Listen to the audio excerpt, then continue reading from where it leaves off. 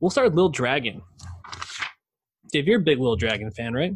I wouldn't say I'm a big fan. Actually, for the longest time, I would get Little Dragon confused with K-pop superstar G Dragon, and always forgot which one was which because you would see their names a lot because Little Dragon's been around for like 13 years. So Yeah. yeah, I always got the dragons mixed up. Well, as long as you're not getting them mixed up with Imagine Dragons, because they make Who could much do more that? quality music.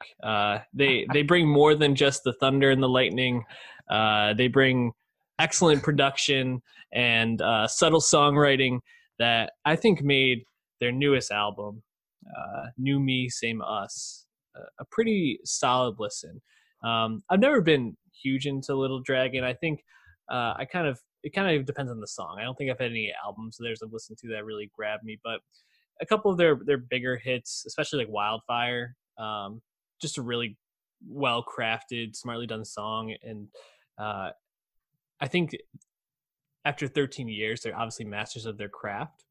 Um, but listening to this most recent album, it almost felt a little bit like a chill hop album in a Yeah. sense. Very much. If I wanted to listen to this album again, probably go sit in the park whenever we can get back outside, smoke a blunt, and just listen to this because it's just like a very vibey, mellow sounding album. How did you feel listening to New Me, Same Us?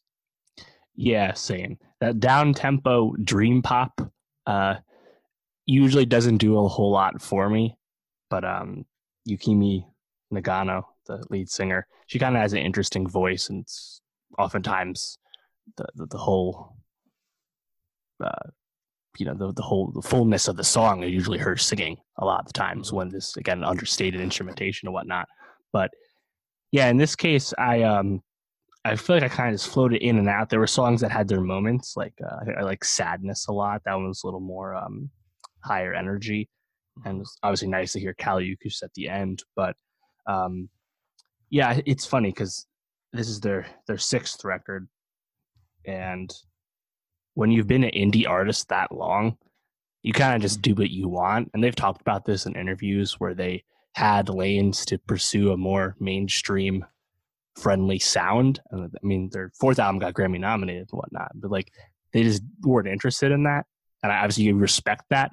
But for me, I'm kind of like you. Like it's really very much song to song for me because that down tempo stuff sometimes it's almost too vibey for me. But I respect it again.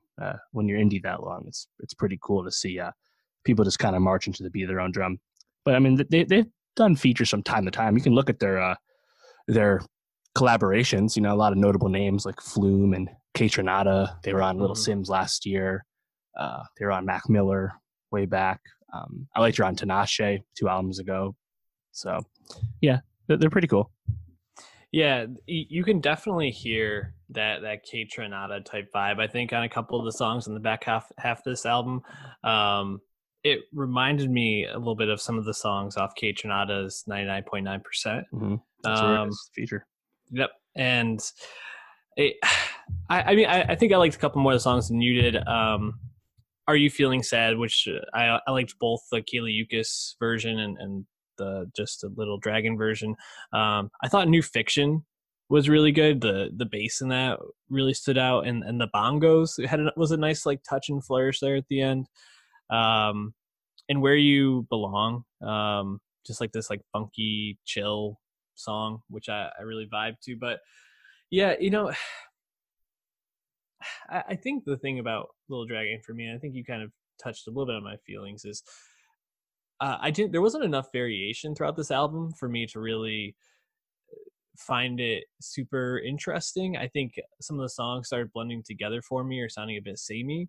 And I respect, like you said, I respect their craftsmanship. I don't think any of these songs are poorly made, but I just think they sounded a little too in line for me to really feel like this album stood out.